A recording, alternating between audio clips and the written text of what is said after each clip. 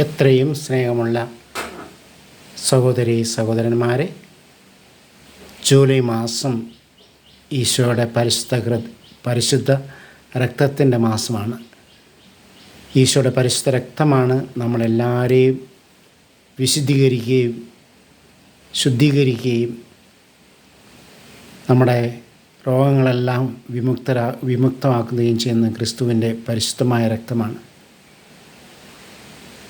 ഈ പരിശുദ്ധ രക്തത്തിൻ്റെ ചുടുനീൾ അനുഭവിച്ച, ക്രിസ്തുവിന് വേണ്ടി രക്തസാക്ഷിയായി മരിച്ച തോമാസ് ലീഗയുടെ സന്തതികളായ നമ്മളെല്ലാവർക്കും തോമാസ് ലീഗ പകർന്നു തരുന്ന സ്നേഹവും വിശ്വാസവും ദൈവശരണവും അതീതമാണ്. തോമാസ് ലീഗയിൽ നിന്ന് സ്വീകരിച്ച കത്തോലിക്ക വിശ്വാസികളാണ് നമ്മളെല്ലാവരും പ്രത്യേകിച്ചും കേരള സഭ. ക്രിസ്തുവിനെ അറിയുവാനും ക്രിസ്തുവിനെ സ്നേഹിക്കുവാനും ക്രിസ്തുവിന് വേണ്ടി ജീവിതം സമർപ്പിച്ച തോമാസ് ലീഗയെ അനുകരിച്ച ജെയിംസ് അച്ഛൻ മരിച്ചതിൻ്റെ ദിവസമാണ് ജൂലൈ 16 ജൂലൈ മാസം 13 പരിശുദ്ധ കന്യാമറിയത്തിൻ്റെ റോസ മിസ്റ്റിക്ക തിരുനാളിലാണ് ജെയിംസ് കോട്ടായിൽ ആക്രമിക്കപ്പെടുകയും ആക്രമിച്ച് 3 ദിവസം മാണ്ടർ മിഷൻ ഹോസ്പിറ്റലിൽ ശുശ്രൂഷ സ്വീകരിക്കുകയും ചെയ്തു. ശുശ്രൂഷ സ്വീകരിക്കുന്നതിനിടയിലാണ് ജെയിംസ് അച്ഛൻ രക്തം വാർന്ന് മരിച്ചത്. തന്നെ മുറിവേൽപ്പിച്ച, തന്നെ വ്രണമേൽപ്പിച്ച, തൻ്റെ മരണത്തിന് കാരണഭൂതരായ വ്യക്തികളെ ജെയിംസ് അച്ഛന് വ്യക്തിപരമായിട്ട് അറിയാമായിരുന്നു. ജെയിംസ് അച്ഛനിൽ നിന്ന് സഹായം സ്വീകരിച്ചവനാണ് അവർ.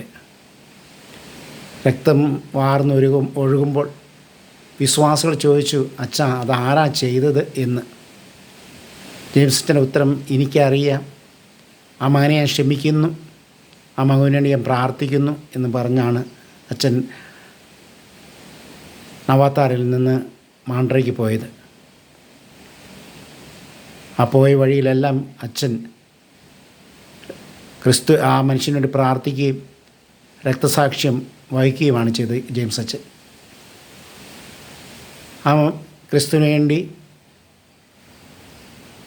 പരമാവധി ആ മനുഷ്യന് വേണ്ടി പ്രാർത്ഥിക്കുകയും ജീവനോട് ജീവൻ കൊടുത്തുകൊണ്ട് ആ മനുഷ്യനെ സ്നേഹിക്കുകയും പ്രാർത്ഥിക്കുകയും ചെയ്ത ഒരു മഹാനായ വ്യക്തിയാണ് ഫാദർ ജെയിംസ് കോട്ടായിൽ. അദ്ദേഹത്തിന് മരിച്ചത് പരിശുദ്ധ മാതാവിൻ്റെ കാർമൽ മാതാവിൻ്റെ തിരുനാൾ ദിവസമാണ്. മരിച്ചത്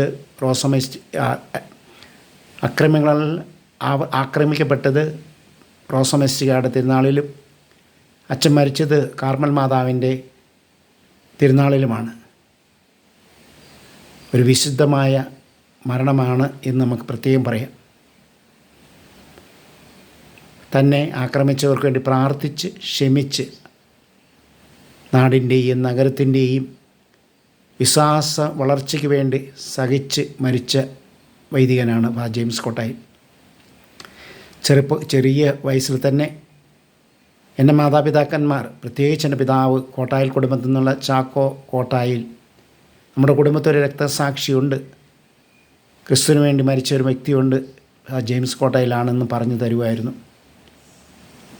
അങ്ങനെ ക്രിസ്തുവിന് വേണ്ടി ജീവിക്കുവാനും ക്രിസ്തുവിന് വേണ്ടി എൻ്റെയും പ്രാണം സമർപ്പിക്കാനും ഈ ഉത്തേജനവും പ്രേരണയും ഇന്നും ജെയിംസ് അച്ഛൻ്റെ മധ്യസ്ഥം അനുഭവിച്ചറിയുന്ന ഒരു വൈദികനാണ് മാത്യു കോട്ടായി.